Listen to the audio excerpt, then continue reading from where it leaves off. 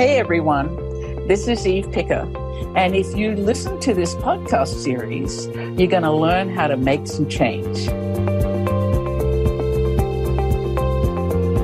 Hi there. Thanks so much for joining me today for the latest episode of Impact Real Estate Investing. My guests today were John Perfitt and Jason Neville, who've come together in Los Angeles to disrupt the homeless housing market. Their award-winning first homeless project, Bungalow Gardens, not only will house homeless tenants for at least the next 15 years, but also is crowdfunding equity from everyday investors on smallchange.com. These boys are innovating where it is hardest to innovate. So take the time and listen in. Be sure to go to evepicker.com to find out more about John and Jason on the show notes page for this episode. And be sure to sign up for my newsletter so you can access information about impact real estate investing and get the latest news about the exciting projects on my crowdfunding platform, Small Change. Hello, Jason and John. Thank you so much for joining me today. I am really thrilled to have you here. So I would love you to start by just telling our audience a little bit about your background. I know a lot about you guys, but they don't know anything at all. Well, great. Thanks, Eve. It's a pleasure to be part of this. We're really excited about the prospects of crowdfunding for real estate. My name is John Perfitt, and I work with Restore Neighborhoods Los Angeles primarily, RNLA as it's called. We're a smaller scale infill developer specializing in affordable housing as well as homeless housing. I've got 25 years plus of community development experience in both the public sector as well as the private sector, as well as with nonprofit organizations. I've also worked internationally in the former Soviet Union. And so I've been around all parts of community development, commercial redevelopment, and affordable housing projects, both on the financing side, really all the way through the whole project life cycle. Well, now I have to interrupt and ask what on earth you were doing in the Soviet Union. Well, I was a Peace Corps volunteer. It was right after the Soviet Union was, basically the government collapsed over there and they transitioned, quote unquote, to capitalism. So I was working in a very grassroots capacity, doing small micro lending in a rural agricultural area and mostly immersing myself in local culture, which I like to do. And I was in the, early 90s and had an indelible mark on my paradigm oftentimes on, community development and so forth. Cool. And what about you, Jason? My name is Jason Neville. I'm an urban planner by training, originally from New Orleans, Louisiana. My first 7 years of my career were spent on the public sector side in the redevelopment agency at the City of Los Angeles until it was dissolved in 2012. And then at the New Orleans Redevelopment Agency, my hometown, for a couple of years afterwards. And it was about that time that I started getting frustrated with and also aware of the opportunity to make an impact in cities outside of the public sector. Sort of call it accidentally founding a company with two buddies of mine in New Orleans to do some historic renovations and got the taste for doing real estate development and also increasing an appreciation for the role that entrepreneurial, private sector, impact-minded real estate developers can have the positive transformation in cities. Then I spent a couple of years in the mayor's office here in Los Angeles and worked on some of the policies and research related to accessory dwelling units. Left the mayor's office and founded a design, permit, build ADU company called Building Blocks with my business partner, John Perfitt. And it was through that collaboration that we partnered up a little bit on the Bungalow Courts project, which we've been working on for the past year and a half. That's why I had invited both of you onto this podcast show, because you are working on a pretty extraordinary little project called Bungalow Courts or Bungalow Gardens in LA. And I wanted you to tell us a little bit about that. I'm sure you're working on other things as well, but that's a pretty interesting project. Yeah, we have a variety of smaller scale, and when I say smaller scale, kind of up to 20 unit, kind of micro unit homeless housing projects in our pipeline. And one of our favorite that we're working on right now is the Bungalow Gardens, as you mentioned. And Jason will probably talk more about this, but Bungalow Gardens represents one of the first bungalow courts project permitted and built in the city of Los Angeles, especially South Los Angeles, in a long time. It was a very common housing typology for a long time, 50, 60 years ago, but it's really kind of modern zoning code has kind of zoned it out, if you will, of being a practical way to build housing. So this is a really great project. We're highly influenced in the approach and design by Irving Gill, who I think was just a master of kind of fusing together a very modern sensibility with the great precedent that there is for Spanish revival in Los Angeles. So what all that thinking and wrangling and so forth produced was the Bungalow Gardens project, which is a really 4 duplexes or 8 units on a kind of long and narrow site on a very adjacent to a very busy street called Vermont in Los Angeles. And we think it's beautiful. It's going to house for at least 15 years individuals experiencing homelessness. We like to refer to it as compact and dignified living. In many ways, it's a throwback. We think very complementary of the neighborhood, very contextual. It's a project that we just love and sort of turned into a labor of love. And to further extend it, we're attempting to raise some capital via crowdfunding to really make the project even that much more of an example of what can be done in the marketplace here in Los Angeles.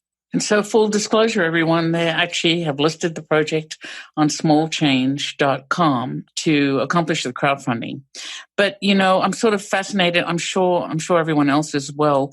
If you're going to house homeless, how do you generate revenue to cover the operating expenses for a project like that?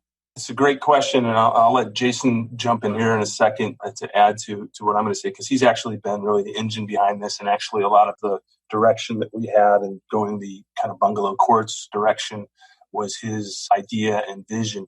So really the thing that makes this possible in a lot of ways is we unfortunately have a housing crisis as well as a homeless crisis in Los Angeles. And residents of Los Angeles and of the county, and both the city and county, have voted to tax themselves to make capital available for building homeless housing.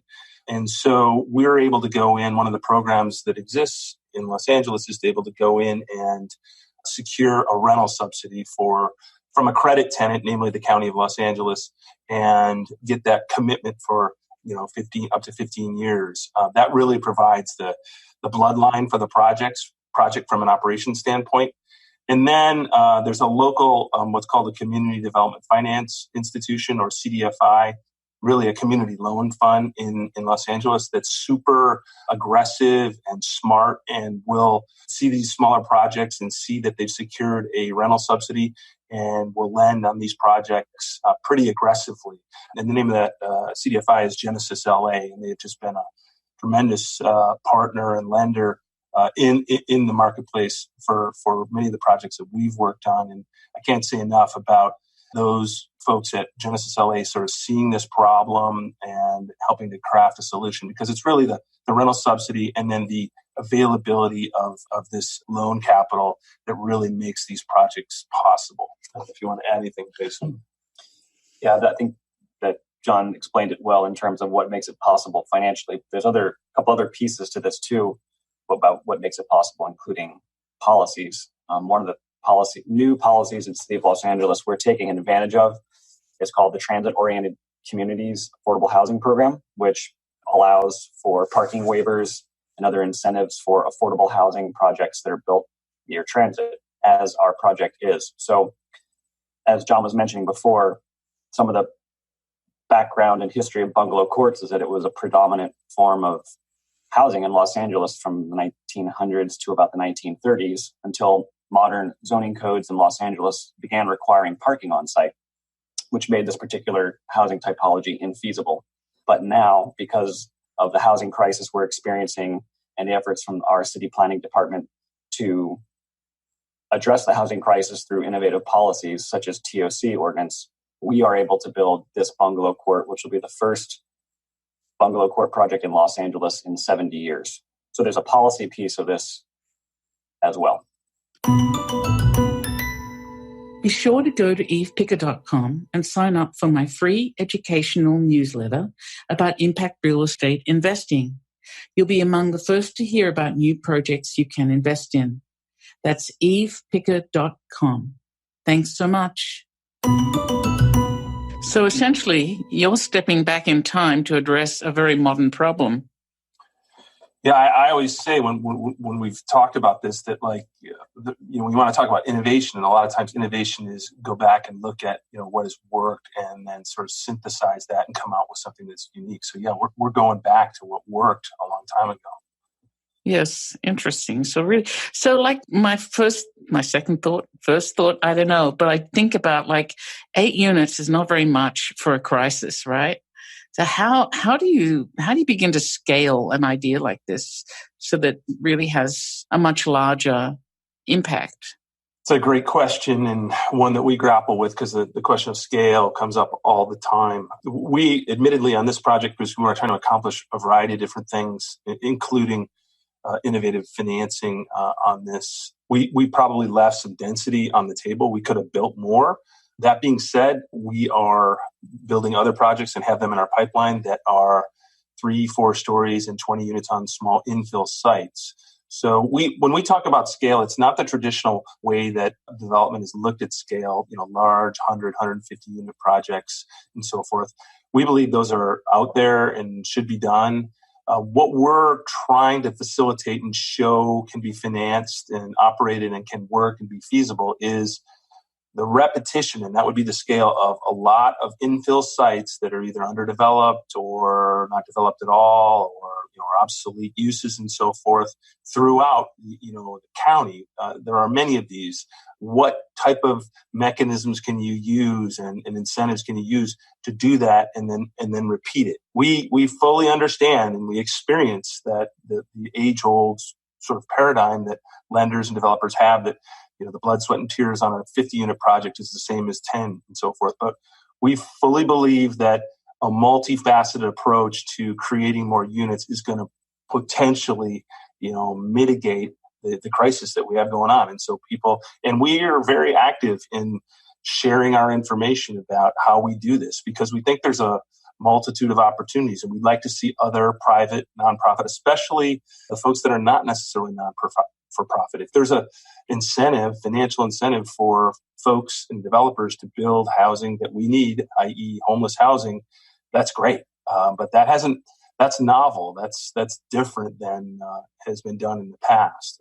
So our scale is that we want to be smarter and be able to optimize or maximize on these small sites, but be able to do it repetitively and have other people do it repetitively. Yeah. So, I'm going to put my urban designer hat on because the added bonus of, creating a product that is an infill product is that it is a great sustainable way to build in cities, to fill small vacant sites instead of letting them become, what is often highest and best used parking lots is another thing that's being solved here. And really large projects tend to take away the fabric of our cities because they will raise a number of buildings and amalgamate lots for that efficiency and scale, and in the process kind of destroy those charming little neighborhoods, communities that we actually all like. Mm-hmm. Yeah, urban design is very, very important to us.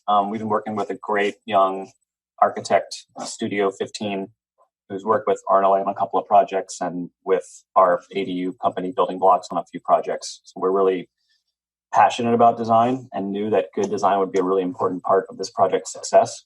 And when we won the Los Angeles County Housing Innovation Challenge earlier this year, we were able to present to the county supervisors and some other VIPs, along with a couple of other winners of this grant challenge.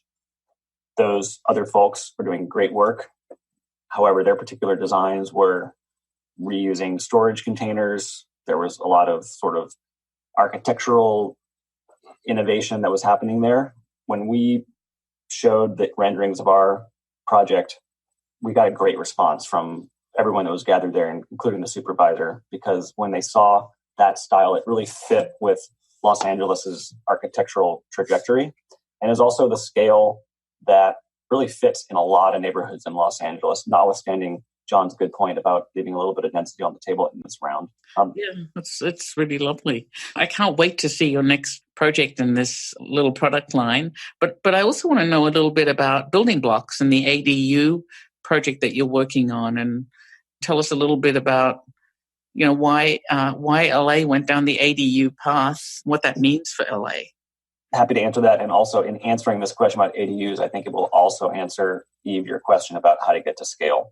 So in Los Angeles, there's about 500,000 single-family zone properties. And up until about 2 years ago, the city of Los Angeles allowed ADUs, but due to restrictive policies, that we were only producing about 150 a year. 2 years ago, the state legislature adopted a statewide development standard for ADUs and compelled cities to either use those standards or create standards of their own. In doing so, that reform happened at the state level and made it easier for homeowners to build ADUs, which are accessory dwelling units, legal second units you can build on otherwise single-family zone properties. And so production went in just 2 years from about 150 a year to about 5,000 a year.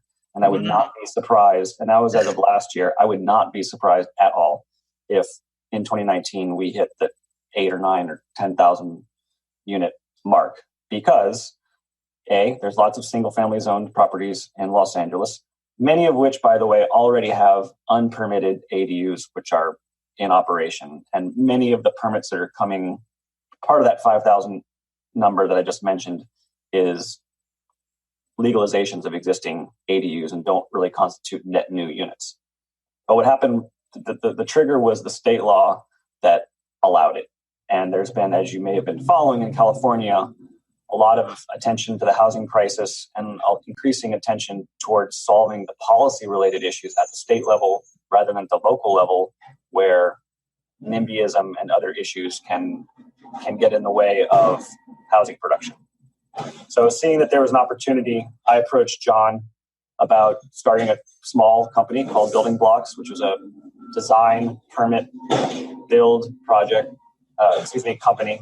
So we just wrapped our first project about 2 weeks ago, and we've got 2 or 3 more in the pipeline right now. And the services we provide the goal is to be an all-in-one ADU development company on behalf of other homeowners, where we provide all the design, permitting, and construction services. John's a licensed contractor, so the value add to homeowners is we can provide every step of the process from A to Z right within Building Blocks. That's pretty great. So that's 2 really innovative products out of the 2 of you. Are you thinking about another one that you should tell us about? we would, but we can't. We're it's still too early in the germination process. Okay. So obviously you think socially responsible real estate is necessary in today's development landscape, because that's what you're really focusing on. Are there any current trends in real estate development that interest you besides the ones that you're focused on? We're constantly thinking about a couple of things, at least I am in RNLA, and this may seem small, is there's a real deficit of shade in Los Angeles, and there's a lot of literature out there recently about how that's a real negative thing for quality of life, believe it or not. So we've figured out or budgeted for and are planning for more shade. We need to create shade. And it doesn't have to be trees all the time, but we've sort of changed our approach on that. And we also are constantly thinking about different modes of transportation, because that is changing. And I guess it would be one of the trends is, that building without parking is, I've never done that before, and we're doing that routinely. That's sort of the paradigm we go in on these projects. I will say too, the thing that I'm bullish on is, and I've always said, if we can, as practitioners, come up with the right models and the right approaches, that the capital, we can find the capital, and that's why we're so excited about, not exploring, but diving in with crowdfunding, because I think this represents an opportunity. I think there's a pent-up desire just amongst my network and talking to folks, of people wanting to, especially with the problems of homelessness here in the city of Los Angeles and other cities and all over the country for that matter, seeing those, I think there's a lot of potential there, and it's just a matter of connecting the dots. And I don't think anything we do is just absolutely like, oh, that's incredibly. We're just like figuring things out and connecting the dots. And there are a lot of as you probably know, there are a lot of people that don't believe that this will ever amount to anything. And that's the same thing with, the trend of that we're embracing of building small, thinking small ball, as I call it. There's a lot of people saying, oh, that's just small time. Well, it's like, if you look around, and I don't want to be overly critical, but if you look at the affordable housing real estate delivery mechanism, okay, it's largely failed. If you look at it on a macro basis in terms of its ability to deliver units to the marketplace, we have huge crises all over in large cities. And I've been working at this for 20 or 25 years. It's been the same tune. So let's blow some things up. I'm hungry for, and I think Jason shares this too, like for disruption. I don't see it. Construction's not famous for a lot of disruption. Real estate sometimes is. Affordable housing, I don't see it that often. So to me, there's some room for disruption out there, and I think that's kind of one of the trends I'm seeing. Is I'm seeing the trends on things like crowdfunding and otherwise. It gets my blood flowing because I think it's ripe for disruption.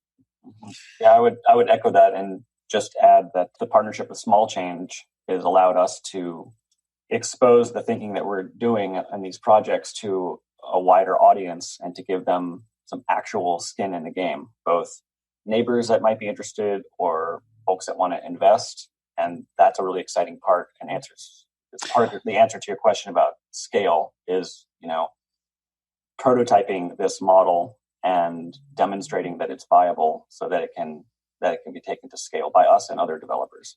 Yeah, I mean, I think what's heartening about that listing is that the pace with which people are investing really early on.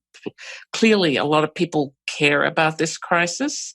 And the question is how can they pitch in and help? I think people really want to pitch in and help. It's really interesting. We'll see what will happen. But are you aware of any other innovation or disruption in affordable housing or homeless housing that you've seen that is of interest to you? There's everybody always migrates towards different fabrication technologies and so forth. And I know there are people out there doing hard work on that. I have built, working with RNLA, 5 or 6 modular projects, and I'm hopeful that there's going to be that will be the killer app, if you will, infill environments, and in that context. I haven't seen it, and I run these things down when people started talking about containers. There was a local manufacturer in Los Angeles that I spent a lot of time with, and I thought that was hopeful because I thought the cost basis would be so low.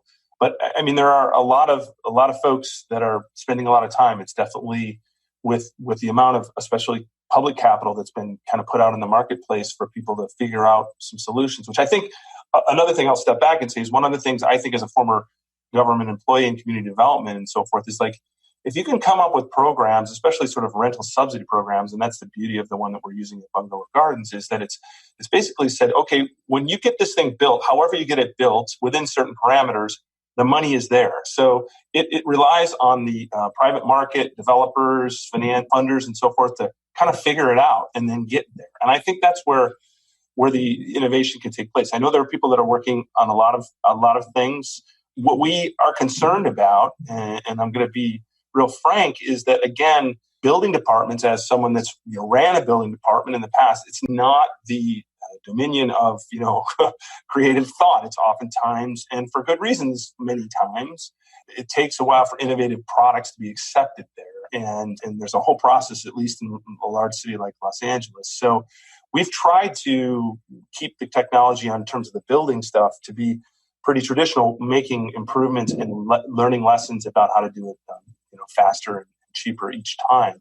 But I know there's a lot of other folks and a lot of my colleagues and friends in cities and otherwise are saying, why aren't you going down the modular path? And I would love to sign up. I've spent a lot of time at the factories, kind of preaching the gospel about this sort of infill market being big. I have not seen enough proof positive to compel me, and I think and us to go in that direction.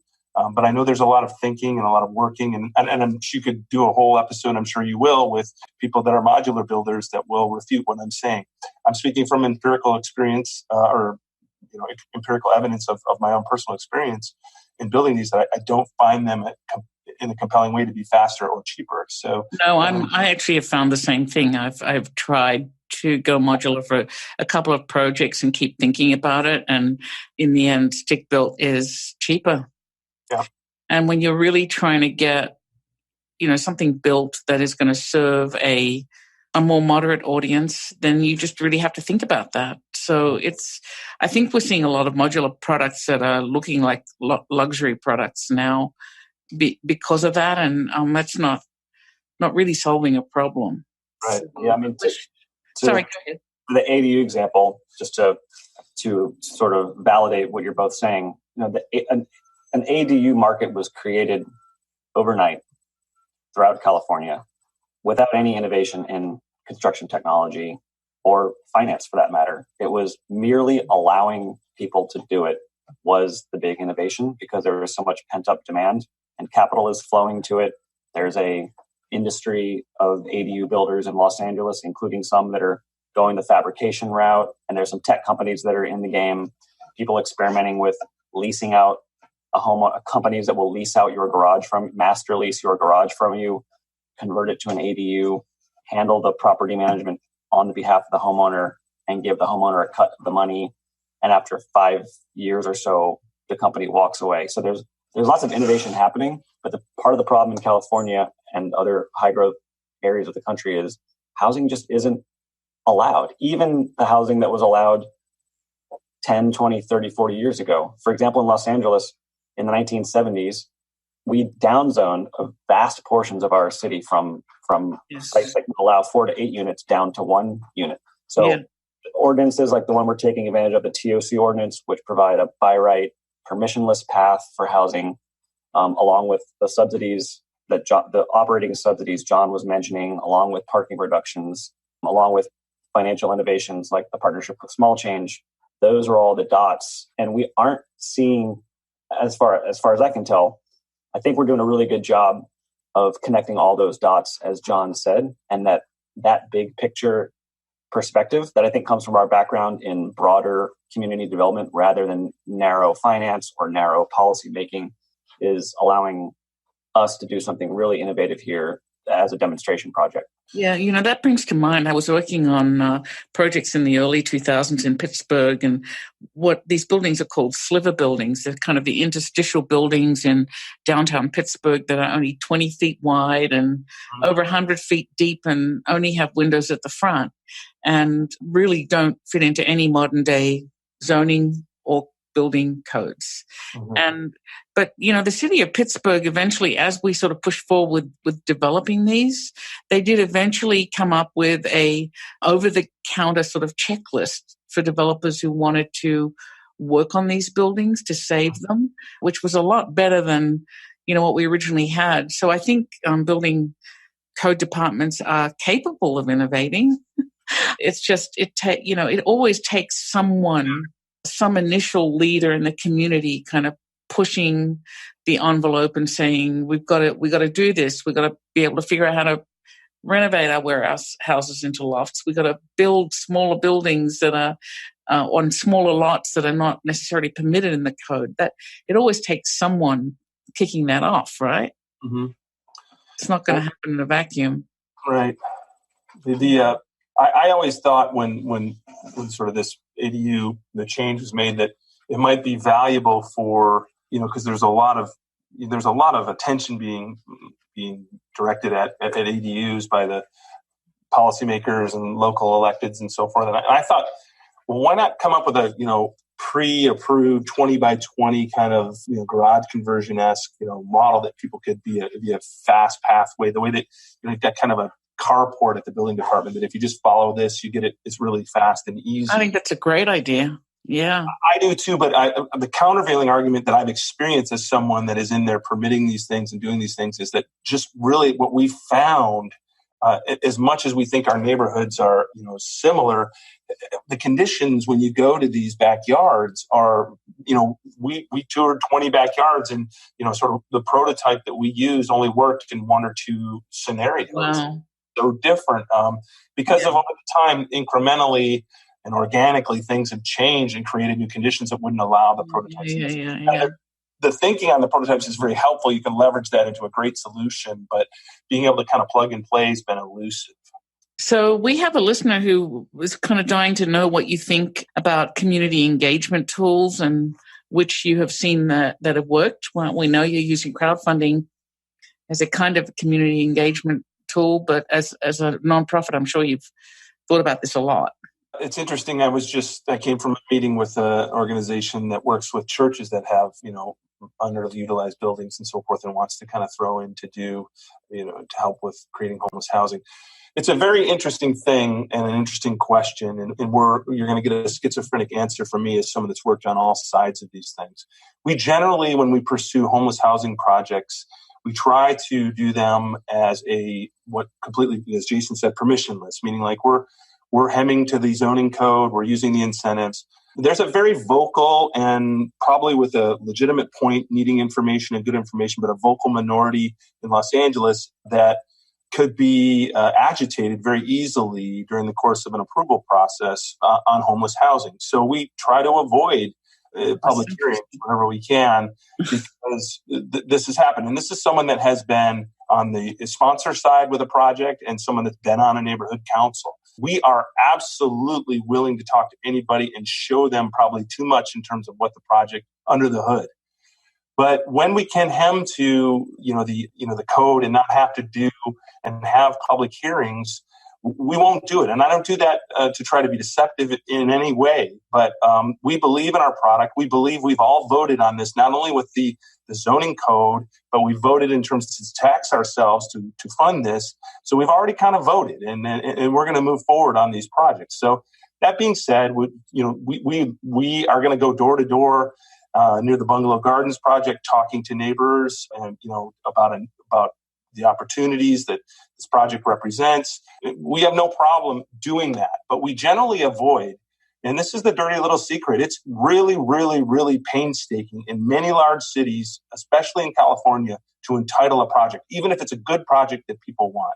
So if you want to go through a protracted zone change or an environmental impact report and so forth, you're looking at hundreds of thousands of dollars and potential vocal minority killing the project. So my long-winded sort of schizophrenic answer is we're strategic about this, but when we can avoid, the retread, if you will, just rediscussing these projects that we've all kind of voted on already, we're going to go forth, because the problem here is production. And it's disappointing for me as a resident of the city that, works here and lives here and is dug in here, when the first few kind of larger scale homeless housing projects got funding and were up for their land use decisions, and they got shot down because of a vocal minority. Now, there's probably never a good place for a homeless housing project in the eyes of some people, but we like to engage when we can, when it's appropriate and strategic and otherwise, and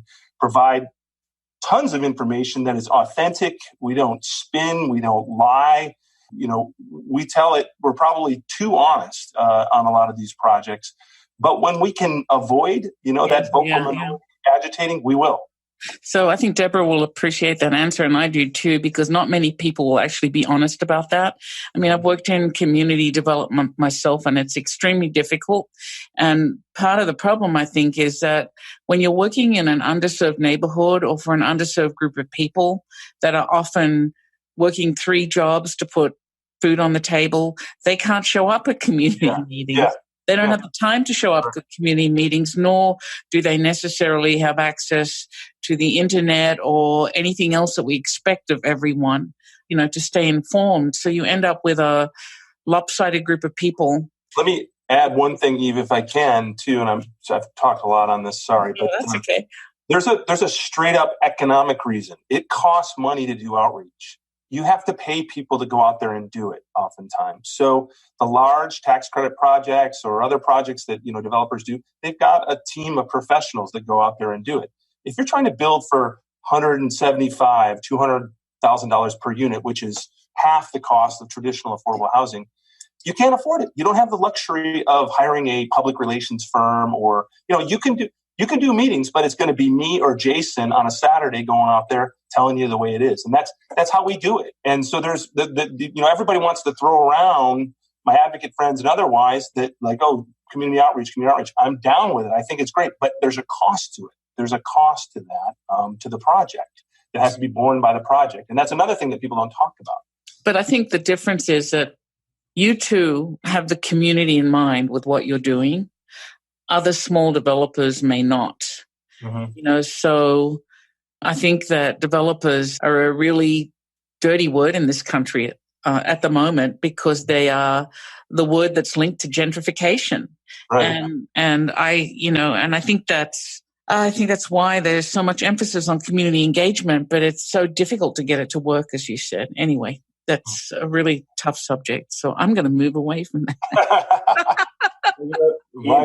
Even remind me of something that Andre Dwani said at the Congress for New Urbanism conference that I went to in Detroit, where I met you and heard from Small Change for the first time, which is that one of the things he said in his keynote was part of the reason people don't want to see development is because development has been so bad in the past. Yes. And part of changing the story is to do good development. And I think I speak for John here too. The project that we're delivering is going to be beautiful. It's going to have rooftop solar. It's completely 100% accessible for folks with disabilities. So people will be able to have wheelchairs and have full mobility in the units.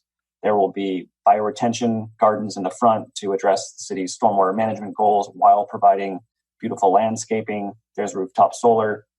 It's going to be something that this is going to be probably the proudest project I've worked on to date. And I can't wait to show anyone from the community or elected officials or anybody else this project. And I think that kind of tells people something about the quality of design that we are achieving. Yes, that's really great.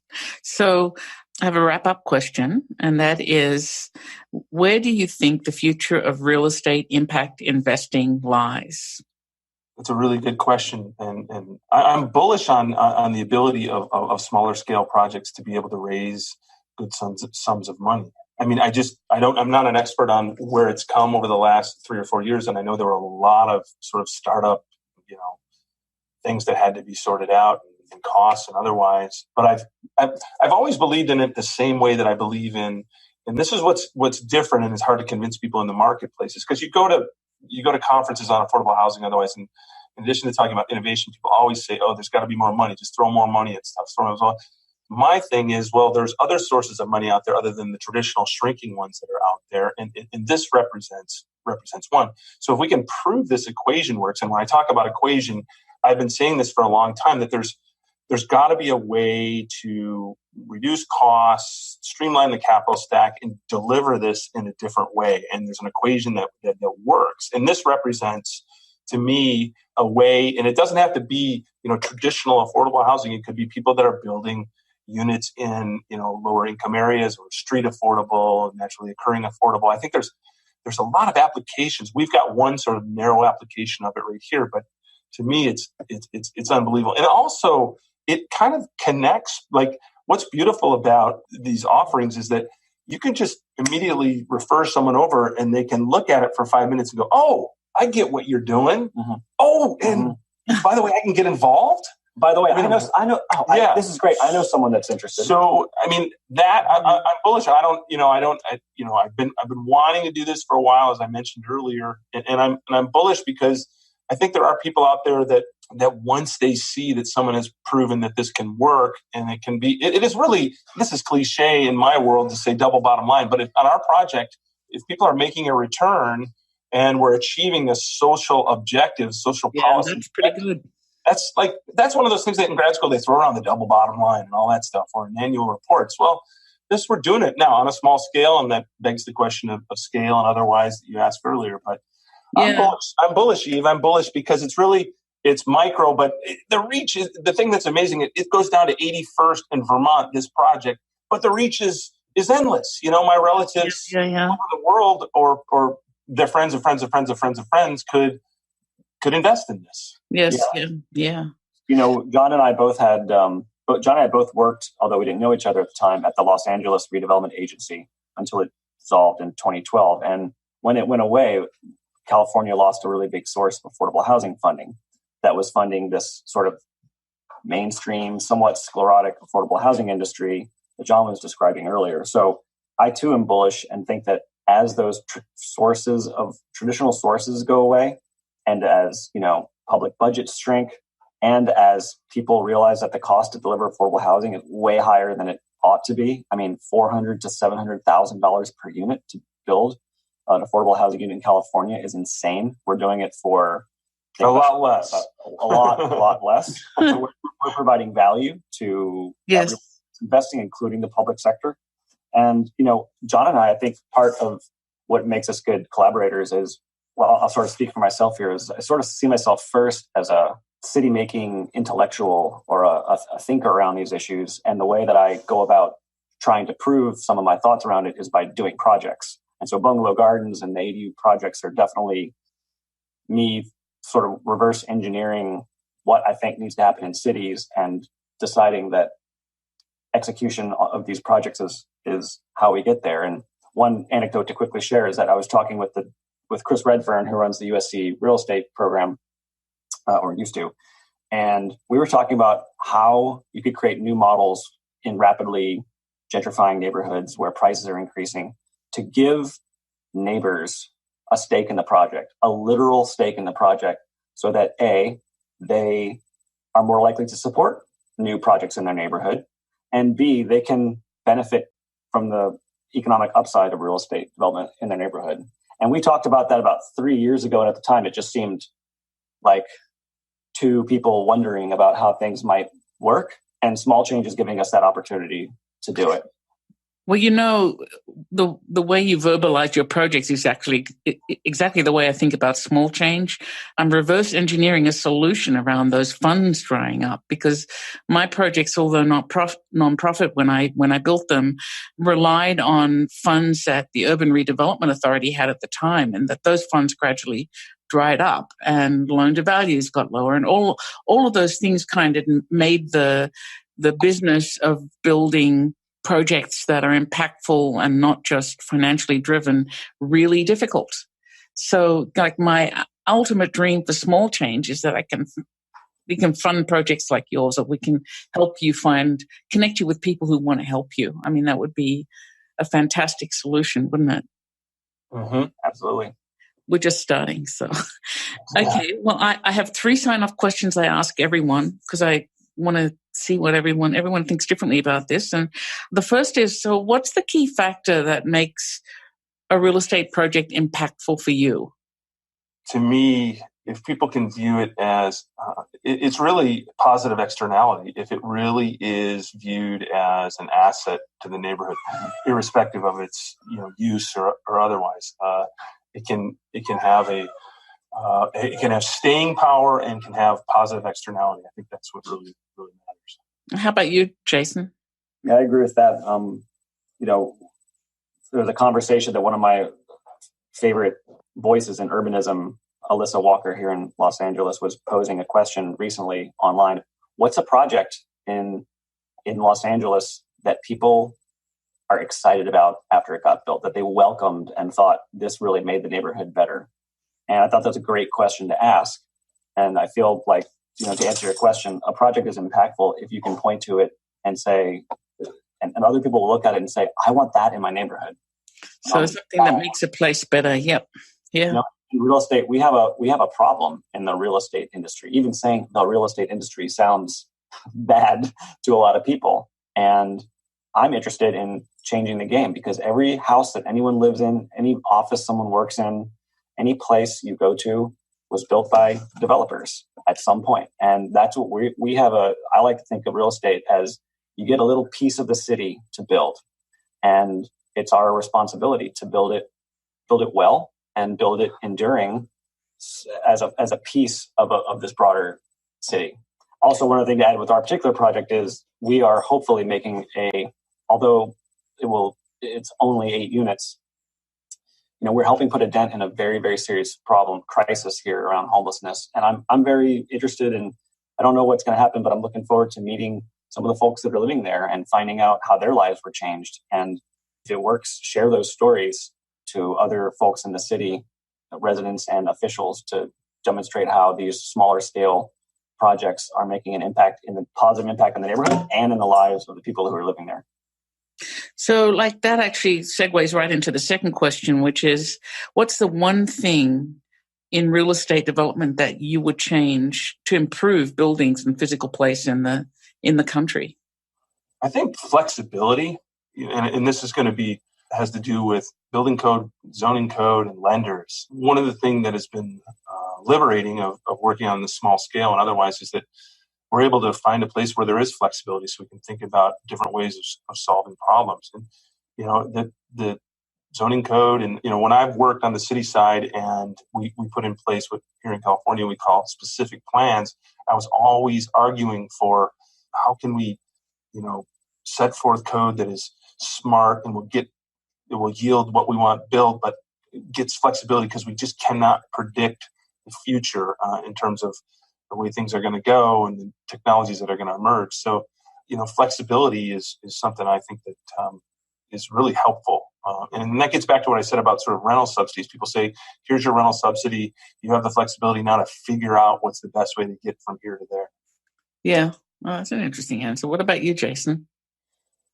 Well, my answer to that question has evolved over time and has sort of tracked my migration from different facets of urban planning and development. 5 or 6 or 7 or 10 years ago, I would have said, what we need is really robust urban design guidelines to ensure that these horrible developers everywhere are, contributing to our neighborhood.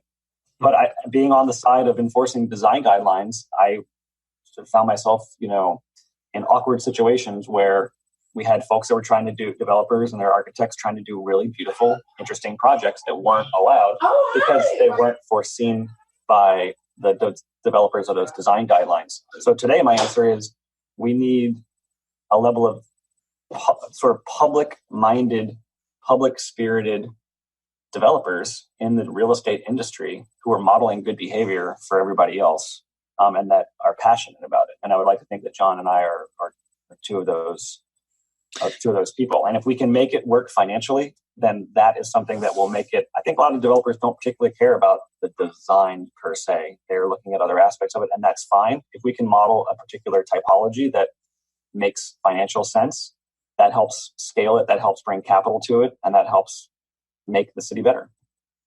So the final question is that you're using crowdfunding for this project, and other than raising money, how do you think crowdfunding might benefit you as real estate developers?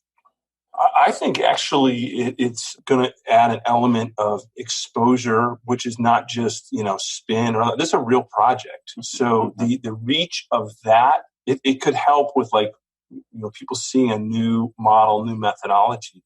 It's also going to inject a certain element of discipline. We want to show this, and it's very public, that this works, and we want to make sure that all of our objectives for development as well as profitability and otherwise are met, because we're pledging this. We know crowdfunding is an equity or an investment that people could lose, but we're not going to allow that to happen.